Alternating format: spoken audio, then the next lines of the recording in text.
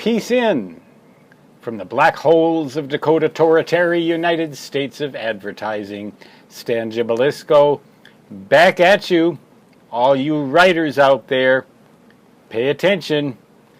Someday your publisher is going to undergo a metamorphosis of some sort or another, such as restructuring, corporate restructuring.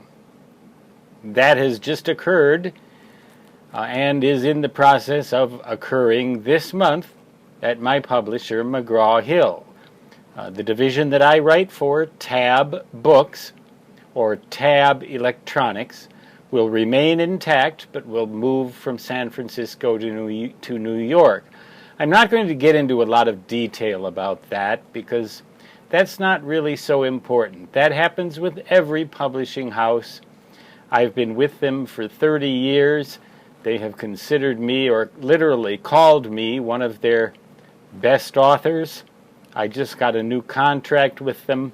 They've indicated that they intend to continue with that contract. So, as far as I'm concerned, my own health is right now my number one battle.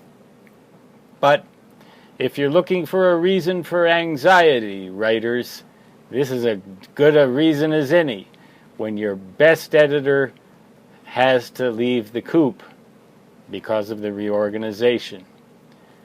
I just am losing the best editor I've ever had in 30 years in this racket. And if you go to my website, sciencewriter.net, and click on the books available at Amazon link, you'll see that I've written an awful lot of books for McGraw-Hill. Over the years, editors have changed, and I've always managed to get along with them. That's another thing very important for all writers to know. Don't be a prima donna. Don't think that because you were a writer, you were somehow some specially endowed person.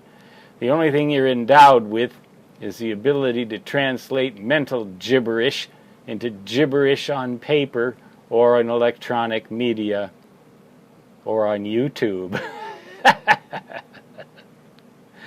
Nevertheless, Roger Stewart is his name, and I don't believe that he or anyone at McGraw-Hill would have an objection to my naming him. He comes out of the San Francisco office. He is a technical and electronics editor of the highest caliber. He's responsive. He has been easy to work with, and yet when my proposals have flaws in them and shortcomings in them, he's quick to point them out and work with me to find ways to improve what will ultimately become, we hope, the book that will make us all rich. He hasn't found any indication yet as to where he's going to go or what he's going to do. My life is undergoing a similar metamorphosis, or should I say a metamorphosis of similar magnitude, but considerably different quality. I've gotten into that in other videos, and I don't need to get into that any further here, except to say that I intend to continue to write for McGraw-Hill as long as they will have me. I've been told who my new editor will be, and I'm sure I'll get along fine with him, as I have with Roger Stewart, and the editor before that, and the editor before that, and the editor before that. This happens if you're going to make writing a career, so you might as well get used to it, and the day may come when McGraw-Hill decides they no longer want to publish work of my sort. Then I do know a good agent, also in California, who happens, I believe, to know Roger Stewart. I don't think we need to spell his name, do we?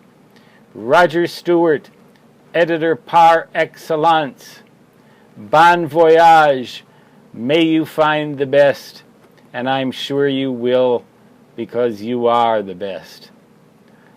So long from the black holes of Dakota Territory, United States of Advertising, where Stan Gibilisco intends to keep producing written material for whatever platform until the end of time.